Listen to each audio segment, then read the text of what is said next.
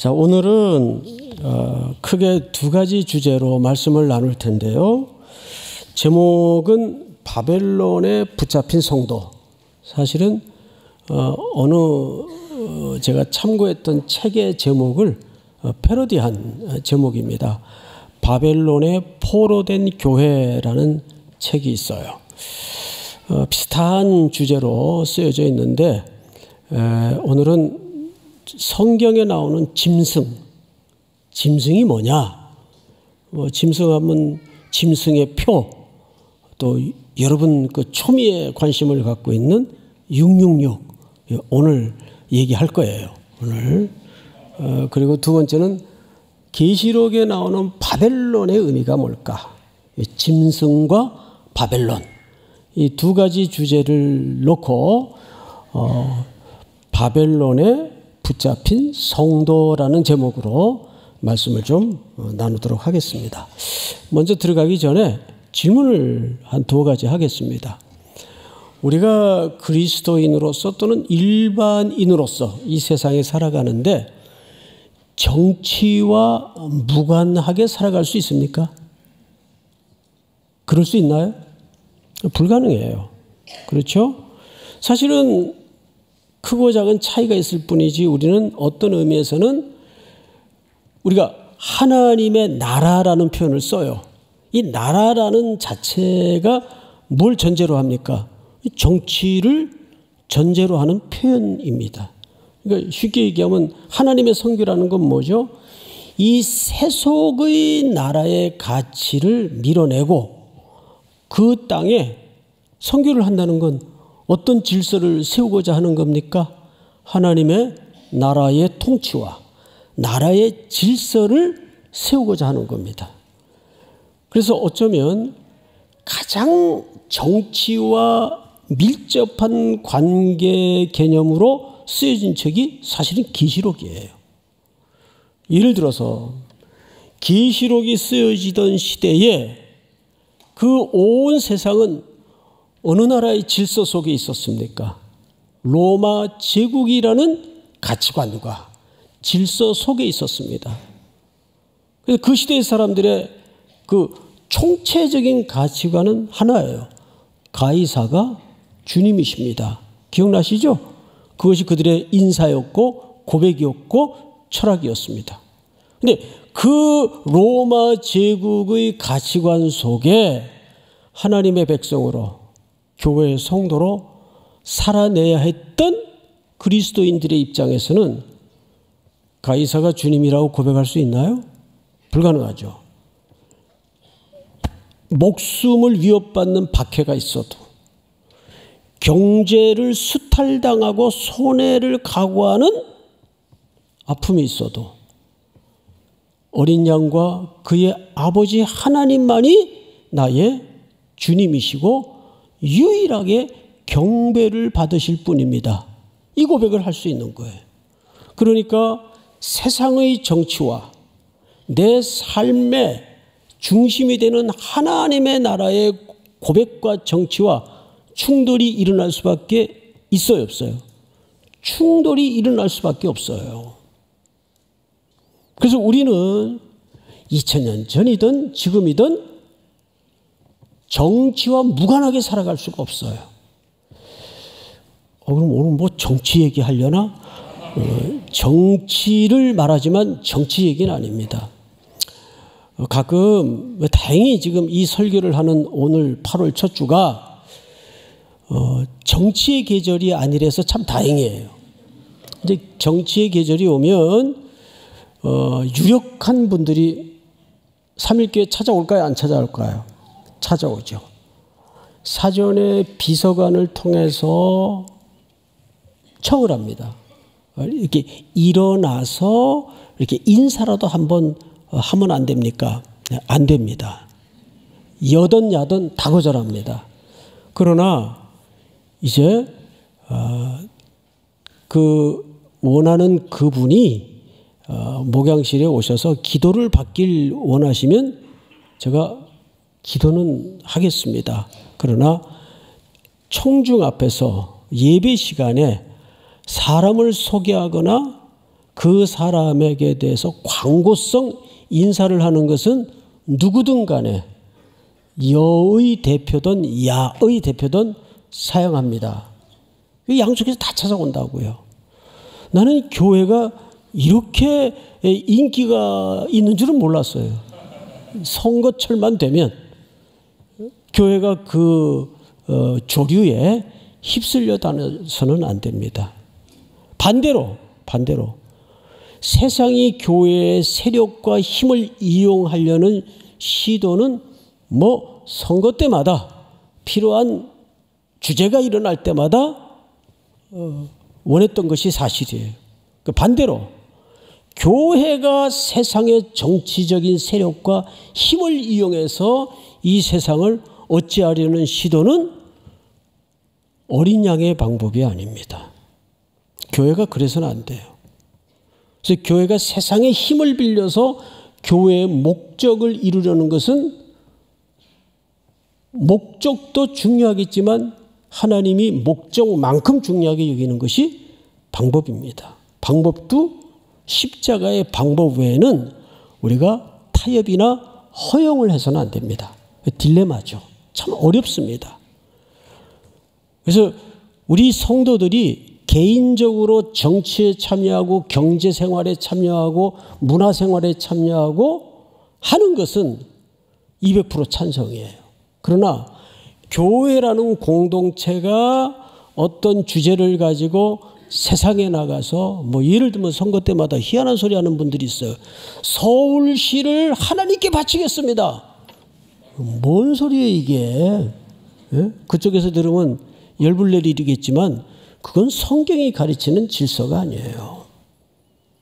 또 미국 같은 경우에는 아메리카를 다시 하나님께로, 말도 안 되는 얘기를 하고 있어요.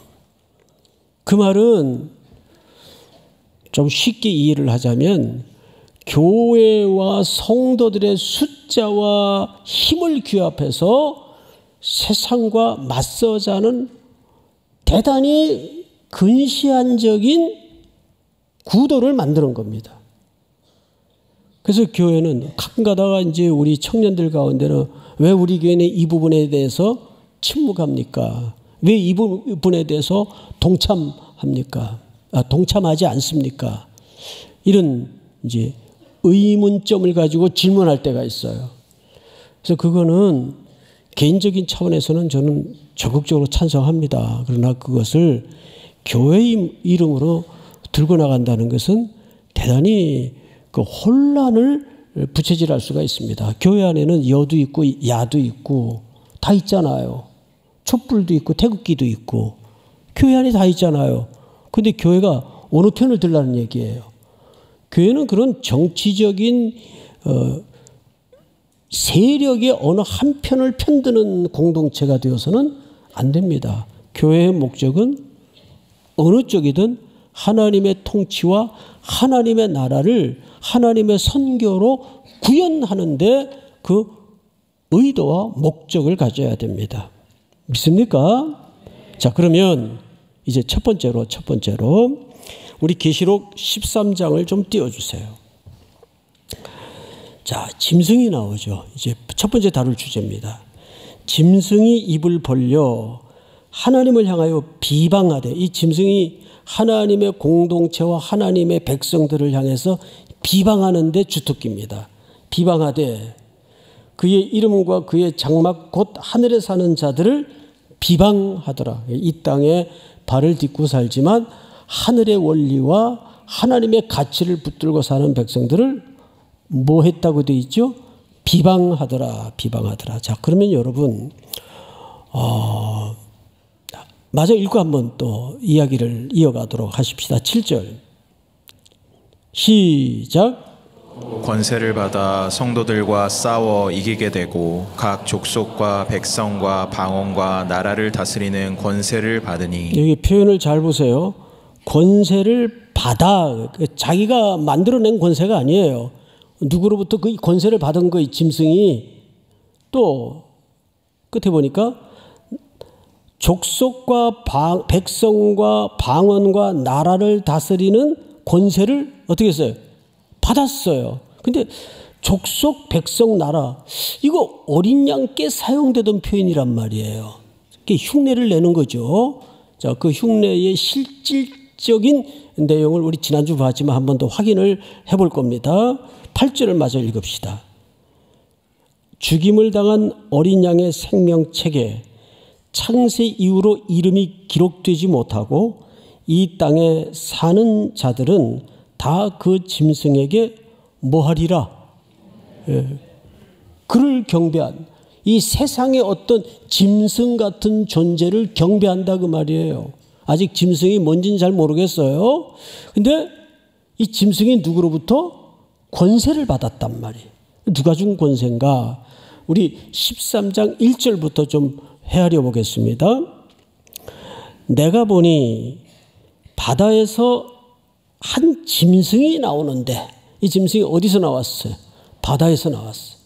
그 성경에는 바다에서 악한 영들과 악한 것들이 나온다고 통섭적으로 알고 있었습니다. 바다에서 한 짐승이 올라와요. 근데 뿔이 10이요, 머리가 7이라. 그 뿔에는 10왕관이 있고 그 머리들에는 뭐가 붙어 있죠? 신성모독하는 이름들이 있더라. 그러니까 하나님의 이름을 비방하고 모독하는 이름들이 머리에 쓰여져 있더라 그 말이죠. 다음 절. 내가 본 짐승은 지난주 봤죠. 표범과 비슷하고 그 발은 곰의 발 같고 그 입은 무슨 입?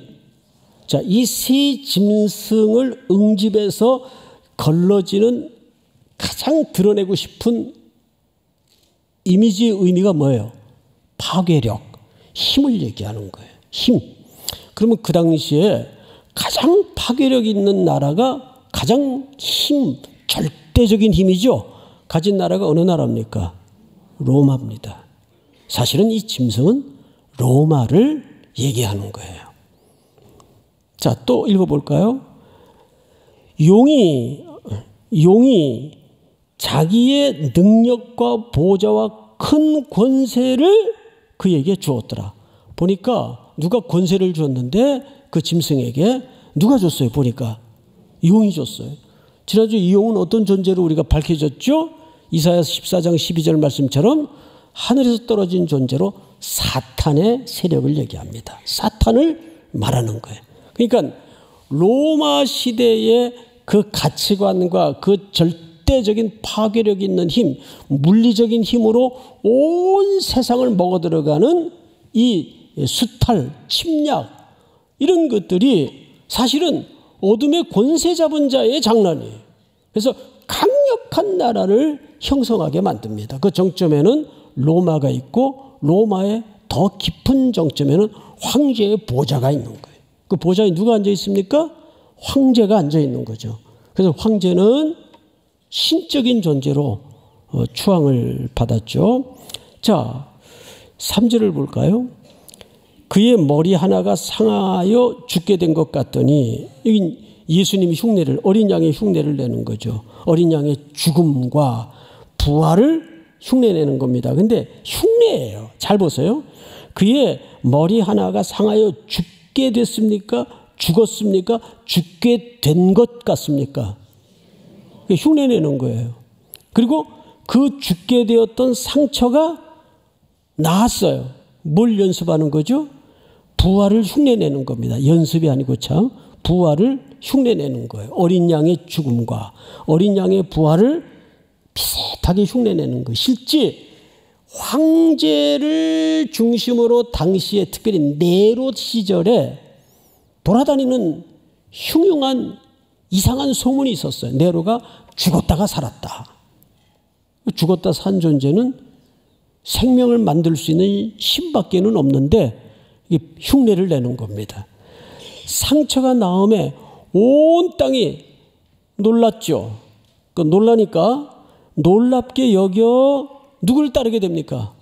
짐승을 따라. 야, 이 사람이야말로 죽었다가 살아난 존재요, 힘을 가지고 파괴력 있는 존재로서 이 시대의 질서를 재편하고 이 시대에 이분이야말로 주님이시다. 그래서 그 로마 시대의 가치관과 철학과 모든 것을 총체적으로 집약해서 한 문장으로 엮어낸다면 뭐라고 할 수 있습니까? 가이사가 주님이십니다. 인사말에도 가이사가 주님이십니다. 그런데 그리스도인들은 그 정치와 나라의 가치관과 질서 속에서 그 고백을 거절할 수밖에 없어요. 그러다 보면 자연적으로 죽음을 당하고 경제적인 압박에 놓여지고 손해를 각오하고 매일매일 죽는 연습의 삶을 살 수밖에 없는 거예요. 그러니까 그리스도인들이 정치와 무관히 살 수가 없는 거죠. 정치의 지독한 영향력 아래 고통을 겪고 살아가게 되는 겁니다. 그래서 여러분 성경에 보면 정부를 위해서 기도하고 권력을 잡은 자들을 위해서 기도하라고 되어 있어요? 안 되어 있어요? 기도하라고 되어 있습니다. 이상한 괴물 같은 지도자가 등장해서 온 나라를 어지럽게 만들고 이상한 정책을 피고 기독교를 박해하고 교묘하게 법을 만들어서 엮어놓으면 꼼짝 못하는 거예요.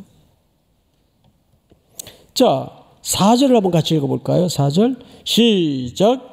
용이 짐승에게 권세를 주므로 용에게 경배하며 짐승에게 경배하여 이르되 누가 이 짐승과 같으냐 누가 능히 이와 더불어 싸우리요 하더라.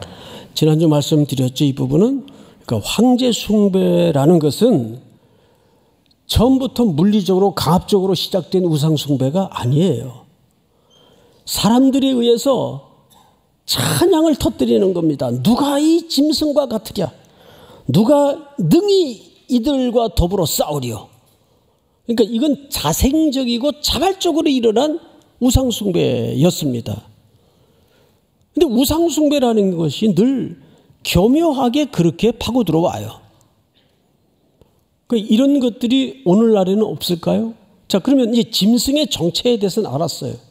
우리가 조금 더 한 걸음 더 들어가서 이제 몇 절을 보시냐 하면 가장 여러분들이 궁금해하던 계시록 13장 17절 18절을 좀 띄워주세요.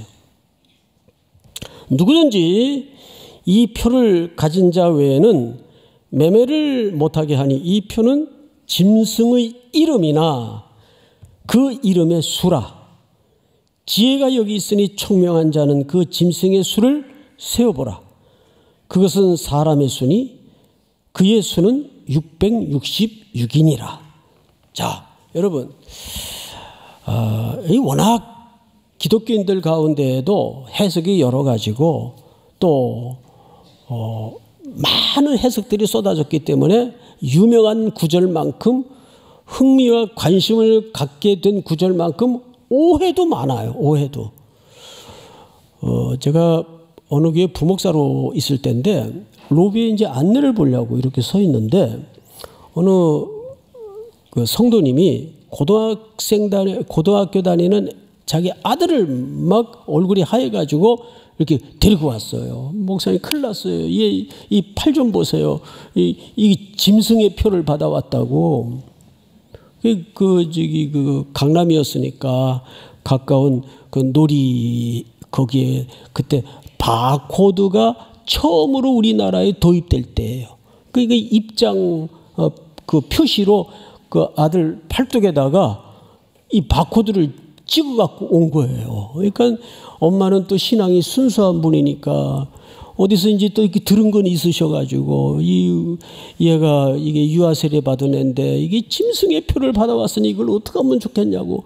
그래서 이게 손도 못 대고 지금 씻지도 못하고 이러고 있다고.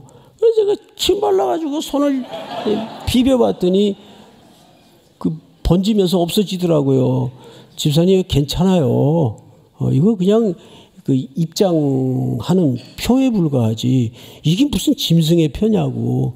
근데 한창 바코드 나올 때는 실제 기독교인들 가운데 그런 해석에 그냥 혼란스러워했던 분들이 있었습니다.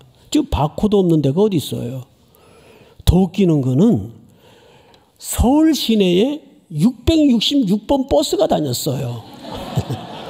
어느 분이 그 버스를 그 예수 믿는 분인데 잘못 탔다가 스톱 막 소리를 지르는 바람에 그 운전하시는 기사분이 놀래가지고 그 길 가다가 내려서 저기 서가지고 그분을 내려뜨린 적이 있다고 그런 기사가 돌아다닌 적이 있어요. 그거는 그냥 번호가 666인 거예요. 그러면 666이 뭐냐 하면 이게 이제 게마트리아 방식이라고 그 시대 사람들은 누구나 다 아는 이름의 수를 헤아리는 방식입니다. 첫째, 6은 불완전한 수입니다. 왜? 하나님의 창조는 며칠 만에 완성되었습니까? 예? 예, 우리 성도님들 똑똑해서 잘 아시네요. 6일이 아니에요. 안식일까지 하나님이 창조하신 날입니다. 그래서 7은 온전하고 완전한 수예요. 거기에 반해서 6은 불완전한 수의 상징입니다. 그러니까 6이 3번 겹친 것은 무슨 뜻인가 하면 불완전한 것이 3번이라는 말은 완전히 불완전하다 그 말이에요. 좀 표현이 좀 이상하게 됐는데 뭔 뜻인지는 아시겠죠? 이건 불완전한 수의 절대적 가치를 얘기하는 거예요. 7은 완전한 수의 상징이고, 자, 그러면 불완전한 것의 절대적 상황을 666으로 표시를 했다면 666으로 읽으면 이거 어떻게 되느냐? 자, 고대 시대의 게마트리아 방식은 뭐냐 하면 헬라 말이든 히브리 말이든 그 스페링 하나하나에 숫자가 부여됩니다. 예를 들어서 우리 한글 같으면 이런 거죠. 제가 김씨라고 해봅시다. 그러면 기읍부터 이름을 쓰겠죠. 그 기읍은 숫자 1 해서 그 숫자를 다 더하면 그 숫자의 총 합계가 제 이름이 되듯이 이해가 됩니까? 그러니까 헬라 말에도 그런 이름이 있었어요. 그러니까 네로 황제, 그러니까 네로 카이사르 하면 그 수가 1005가 됩니다. 헬라식으로 합산을 하면. 근데 그거를 히브리어로 바꾸면 666이 되는 거예요. 그 666이라는 말은 어느 이름을 지칭하는 겁니까? 네로가 아니라 네로 황제를 얘기하는 거예요. 그러니까 666은 짐승의 표인데 로마 제국의 가장 최고 지도자를 뭘로 표시한 겁니까? 666으로 표시를 한 거예요. 근데 문제는 이거를 자꾸 무슨 우리 기독교인들끼리만 알고 은밀하게 누려야 되는 무슨 암호처럼 생각한다는데 문제가 있어요. 그렇지 않아요. 이 짐승의 표인 666의 개념은 시대마다 일어납니까? 안 일어납니까? 시대마다 일어나죠. 시대마다 자동차가 개발이 되고 비행기가 발명이 되고 이럴 때마다 세상의 삶의 질서와 사람들의 삶의 레벨이 차원이 달라지는 거예요. 요즘은 뭐가 되세요? 요즘 AI의 이 물결이 어마어마한 세상의 질서를 바꿀 거다. 그전에는 뭐가 세상의 질서를 바꿨어요? 컴퓨터. 이렇듯이. 그러니까 그때마다 우리 기독교인들에게 정말 필요한 것은 뭐냐 하면 AI가 나오는 게 또 새로운 게 또 나올 거예요. 얼마 안 가서 워낙 발전 속도가 세상이 빠르기 때문에 그때마다 우리가 필요한 게 뭐냐 하면 성경적 가치로 그것을 분별할 줄 아는 이해력이 필요합니다. 그럼 뭘 알아야 되겠어요? 성경을 알아야죠. 성경을. 그러니까 여기서 말하는 짐승의 표는 로마 제국의 표를 얘기하는데 그 이름이 666이에요. 그러면 로마 제국의 정점에 앉아있는 누구를 가리키는 겁니까? 네, 로마 황제를 가리키는 거예요. 근데 그런 네로 같은 폭군이 네로의 가정사를 이렇게 역사를 공부해 보면 책을 읽어보면 네로는 절대 구조상 혈통상 황제가 될 수 없는 혈통 밖의 인물이었어요. 그 어머니 때문에 황제가 됐는데 어머니가 굉장한 그 욕망가입니다. 어쨌든 아들을 안쳤는데 역사의 괴물을 안치게 된 거죠. 그 네로 때문에 얼마나 많은 그리스도인들이 짐승의 가죽을 씌워서 원형 경기장에 던져지고 사자의 밥이 되고 톱으로 켬을 당하고 화재 방화범으로 몰려서 고초를 겪었습니까? 그건 역사의 생생한 기록들이지 않습니까? 그 네로는 정신병을 앓았다 그래요. 기록에 보면 그 집안의 혈통 자체가 옳은 정서를 가진 혈통이 아닙니다. 자, 그렇다면 성경을 다시 보세요. 방금 띄웠던 그 본문을 좀 보십시다. 누구든지 이 표를 가진 자 외에는 매매를 못하게 하니, 이 말은 무슨 뜻인가 하면 매매를 못하게 한다는 말은 고대 로마 시대에는 가이사에게 충성을 고백하는 자만 길드라는 상인조합에 들어가도록 돼 있어요. 거기에서 카드 발급도 되고 은행 거래도 되고 돈도 빌려 쓸 수 있고, 그런데 거기에 가입이 안 되면 일단 먹고 사는 문제에서부터 직격탄을 맞습니다. 매매가 자유로울 수 없고 핍절하게 살 수밖에 없어요. 그럼 그 사람들이 누구겠습니까? 그리스도인들이란 말이에요. 그래서 매매를 못하게 하니 이 표는 곧 짐승의 이름이나 그 이름의 수라. 지혜가 여기 있으니 총명한 자는 그 짐승의 수를 세어보라. 그것은 사람의 수니 그 수는 666이니라. 이제 여기에 대해서 혼란을 일으키지 마시기 바랍니다. 여기서 성경에서 말하는 666은 뭐 장차 또 누가 666이냐. 이건 시대마다 일어나는 어떤 질서고 가치관이고 현상입니다. 자, 그러면 이제 건너뛰어서 나머지 한 주제로 건너가겠는데요. 바벨론이 뭐냐, 바벨론이. 계시록에 나오는 바벨론은 무엇을 가리키는 것이냐. 자, 계시록 17장을 좀 띄워주세요. 또 7 대접을 가진 7 천사 중 하나가 와서 내게 말하여 이르되 이리로 오라. 많은 물 위에 앉은 큰 음녀가 받을 심판을 내게 보이리라. 여기 큰 음녀는 로마 제국을 얘기하죠.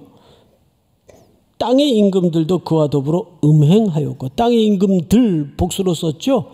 그것은 뭐냐 하면 로마라는 절대 제국 아래 빌붙어 살던 주변에 지배당하고 속국이 되어 로마의 질서와 로마의 가치관과 로마의 원리를 따라 살아가던 그 로마 제국의 모든 나라들을 얘기합니다. 땅의 임금들도 그와 더불어 음행하였고 땅에 사는 자들도 그 음행의 포도주에 취하였다. 성경에서 음행이라고 성적인 표현을 쓸 때는 하나님 아닌 존재에게 경배의 대상을 삼고 이탈하는 모든 세상의 상황들, 모든 세상의 행동들을 성경에서는 음행이라고 표현합니다. 다음 절. 다 같이 시작. 곧 성령으로 나를 데리고 광야로 가니라. 내가 보니 여자가 붉은빛 짐승을 탔는데 그 짐승의 몸에 하나님을 못 오가는 이름들이 가득하고 7 머리와 10 뿔이 있으며. 로마가 짐승의 등을 타고, 이 짐승은 누가 준 권세예요? 사탄이 준 권세예요. 짐승의 등을 타고 짐승의 몸에 하나님을 못 오가는 이름들이 가득하고 7 머리와 10 뿔이 있으며. 다음 절. 그 여자는 자줏빛과 붉은빛 옷을 입고 금과 보석과 진주로 꾸미고 손에 금잔을 가졌는데 가증한 물건과 그 음행에 더러운 것들이 가득하더라. 여러분, 결국 그 짐승의 등에 타서 로마와 로마 제국과 그와 함께 음행을 저질렀던 땅의 임금들, 이 세상 어린 양과 그 아버지를 경배하지 않고 거부하고 세상 향락에 취한 이 사람들을 총칭해서 로마 제국은 뭐의 절정을 이루었던 시대인가 하면 사치와 쾌락과 향락과 부의 절정을 이루었던 제국입니다. 그래서 여러분 그 시대를 배경으로 한 문헌들 또 뭐 몇 개 그 영상들을 보면 야, 지금 2000년이 지난 이 시대에도 인간이 어떻게 이렇게 악하고 더럽고 향락과 사치와 부에 취해 살 수 있을까 싶을 정도로. 그러면 결국 바벨론은 누굴 가리킵니까? 로마 제국을 얘기하는 거예요. 또 짐승은 누굴 가리킵니까? 로마 제국을 얘기하는 거예요. 근데 같은 로마 제국을 말하는데 두 가지 메시지를 담고 있는 거예요. 짐승은 힘, 로마 제국의 힘, 질서, 파괴력. 바벨론은 뭘 가리키는 거예요? 로마 제국 아래서 그 짐승들의 힘을 빌려 등에 타고 벌어지는 어마어마한 쾌락, 사치, 향락 이런 걸 얘기하는 거예요. 그러면 이걸 모아보면 결국 두 가지입니다. 오늘 주제가 짐승과 바벨론이었어요. 그럼 짐승은 로마 제국이 가졌던 막강한 파괴력, 힘의 질서입니다. 힘이 정입니다. 두 번째, 그 로마 제국의 등을 타고 벌어지는 어마어마한 이 땅의 사치와 향락과 쾌락을 얘기합니다. 그러면 힘과 사치와 향락과 쾌락은 분리될 수 없는 여전히 이 땅에 우리를 지배하고 있는 질서예요. 더더욱 문제는 성도들마저도 자기들이 이 바벨론의 소비주의와 물질주의의 포로가 돼 있다는 사실을 모른 채 살아간다는데 그 심각성이 있는 겁니다. 어떻습니까? 오늘날에는 로마 제국의 그 사치와 로마 제국이 구가하던 그 힘의 질서가 현존하지 않습니까? 더 심해지고 더 교묘해졌죠. 그래서 이 부분은 정치, 경제, 사회, 문화 모든 면에서 우리를 올가매고 우리를 포로로 만들고 있어요. 대한민국은 5천년, 반만년 역사 속에 이렇게 배부르고 등 따시고 풍요했던 적이 없어요. 근데 그 풍요가 우리에게 무감각증을 가져다 주었습니다. 당연한 건 줄 알고. 자, 성경을 맞아 읽고 이제 마무리를 해야 될 것 같습니다. 우리 요한계시록 18장 4절을 좀 볼까요? 4절. 또 내가 들으니 하늘로부터 다른 음성이 나서 이르되 내 백성아 거기서 나와 그의 죄에 참여하지 말고 그가 받을 재앙들을 받지 말라. 무슨 얘기냐 하면 로마 제국에서 빨리 이민 가라. 탈출해라. 근데 그 시대 로마 제국을 벗어나는 게 가능해요? 어디를 가도 로마 제국인데 주변에 대부분의 나라를 로마가 집어삼켰는데 로마 제국을 어떻게 벗어나? 이거 불가능해요. 그게 무슨 얘기예요? 떠나라는 말은 그 죄에 참여하지 말고 그 질서에 동조하지 말고 그 가치관에 순응하지 마라. 이해가 됩니까? 그 얘기란 너희는 이 세대를 본받지 말고 그 뜻입니다. 하나님의 선하시고 온전하시고 참된 뜻이 무엇인지 분별하도록 하라. 그 얘기를 하는 거죠.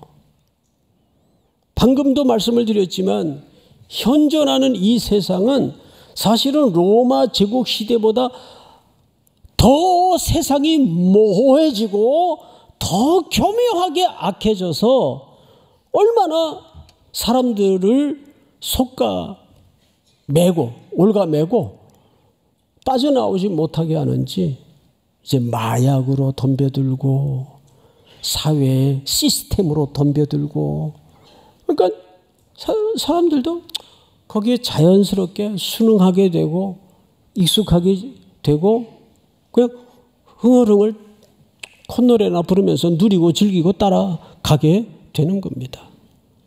이제 우리 기독교인들마저도 이 세상의 질서와 가치관에 대해서 저항할 수 있는 능력을 잃어버리는데 문제가 있는 거예요. 지난주 뭐라 그랬어요? 저항과 초대라는 주제 속에서 강력하게 저항하는 첫 번째 책무가 뭐예요? 예배에 목숨을 걸라. 예배에 참여하는 이 행위 자체가 거대한 세상의 물결에 내가 과감하게 결단하고 다시 시선을 열어서 하나님의 나라에 대한 새로운 세상을 상상하도록 만드는 거예요. 나를 어둠의 권세 잡은 자가 절망으로 낙심으로 밀어놓을 때 말씀을 듣는 가운데 새로운 용기를 갖게 만드는 거예요. 믿습니까? 자, 그의 죄는 하늘에 사무쳤으며 하나님은 그의 불의한 일을 기억하신지라. 다음 절. 그가 준 그대로 그에게 주고 그의 행위대로 갑절을 갚아주고 그가 섞은 잔에도 갑절이나 섞어 그에게 주라. 다음 절. 그가 얼마나 자기를 영화롭게 하였으며 사치하였든지 그만큼 고통과 애통함으로 갚아주라. 그가 마음에 말하기를 나는 여왕으로 앉은 자요 과부가 아니라 결단코 애통함을 당하지 아니하리라 하니. 8절. 여러분 같이 시작. 그러므로 하루 동안에 그 재앙들이 이르리니 곧 사망과 애통함과 흉년이라. 그가 또한 불에 살라지리니 그를 심판하시는 주 하나님은 강하신 자이심이라. 7절까지는 바벨론의 질서에 스스로를 자고하던 인생들의 끝모를 때까지 올라간 교만이었어요. 그런데 8절서부터 하나님의 역사의 주인이신 하나님의 시간표가 어떻게 임박하는가를 보여주는데, 하루 동안에, 이건 단순히 숫자적인 하루라는 말이 아니에요. 급하게 순식간에, 다음 절 볼까요?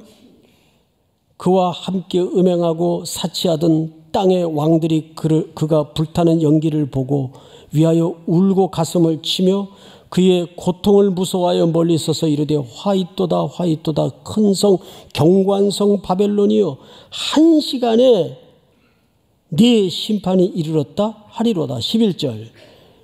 땅의 상인들이 그를 위하여 울고 애통하는 것은 다시 그들의 상품을 사는 자가 없음이라. 다 심판 아래 있고 다 멸망당하는데 상품을 살 자가 어디 있어요? 그러니까 장사하는 사람들이 울죠. 장사가 안 된다고, 장사를 할 수 없다고. 그런 긴박하고도 순식간에 바벨론 성은, 큰 성은, 견고한 성은 심판 아래 놓일 것이다. 그 성에서 빨리 나와라. 그 성의 가치를 따라다니지 마라. 그 상품은 금과 은과 보석과 진주와 세마포와 자주 옷감과 비단과 붉은 옷감이요 각종 항목과 각종 상아 그릇이요 각진 나무와 구리와 철과 대리석으로 만든 각종 그릇이요. 이건 방금 말씀드린 것처럼 바벨론 제국, 로마 제국에 뭘 상징하기 위해서 언급된 거라고요? 그 끝모를 사치, 소비주의, 물질주의. 마지막 13절 다 같이 시작. 계피와 향료와 향과 향유와 유향과 포도주와 감람류와 고운 밀가루와 미리오 소와 양과 말과 수레와 종들과 사람의 영혼들이라. 여기 참 비통스러울 만큼 가슴 아픈 표현 하나가 여기에 담아져 있는데, 종들과 사람의 뭐라? 영혼들이라. 자기들의 사치와 향락과 쾌락과 부를 위해서 사람의 영혼마저도 부를 축적하는 쾌락을 위한 수단으로 삼았던 시대다 그 말이에요. 이때의 로마, 그 고대 시대인데 로마 제국 아래 편입된 노예만 1천만 명. 1천만 명. 어마어마한 숫자입니다. 셋이 걸어가면 둘은 노예였다 그래요. 그러니까 사람이 얼마나 그냥 수단적 가치에 불과했는가. 참 슬픈 역사죠. 그러면 여러분들한테 한번 다시 물어볼게요. 지금은 이런 경우가 전혀 없나요? 더 교묘해졌습니다. 사실은. 우리가 즐기기 위해서 만드는 운동기구들, 그 생산지를 추적해서 들어가 보면 저 아프리카에 그 말도 안 되는 열악한 임금을 받고 12살, 11살 아이들이 한참 부모 밑에서 보호와 양육을 받아야 할 아이들이 그 공을 꼬매고 그 물건들을 생산해야 되고, 근데 받는 것은 하루도 지탱하기 어려운 열악한 임금. 근데 우리가 그걸 다 추적해서 요건 되고 요건 안 되고 이렇게 살 수가 없단 말이에요. 심지어는 이단들이 운영하는 기업에서 생산하는 것들이 있어요. 우리가 모르고 사 먹는다고요. 그럼 결국 궁극적으로는 뭐가 됩니까? 이단들이 적그리스도의 행위를 하는데 결국 도와주는 격이 되는 거예요. 예를 들어 북쪽에다가 돈 퍼붓는 거, 이게 얼마나 엄청난 결과를 지금 가져다 줍니까? 계속 핵 쏘아 올리고 폭탄 쏘아 올리고 못된 짓 하는데 도와주고 있는 거예요, 사실은. 이건 뭐 온 세계가 다 아는 사실 아니에요. 그렇잖아요, 여러분? 그러니까 이런 세상에, 이런 바벨론 같은 세상에 우리가 살다 보니까 제일 필요한 게 뭐냐면, 이번에 AI, 그전에는 컴퓨터, 그전에는 자동차, 비행기, 이런데 홀딱홀딱 놀라지 말고 그때마다 그리스도인은 성경에서 어떤 가치를 붙들어야 되는가? 믿습니까? 이것이 우리 성도들이 일상에서 견뎌내야 되는 성령과 말씀의 힘이에요. 믿습니까? 다 일어나십시다.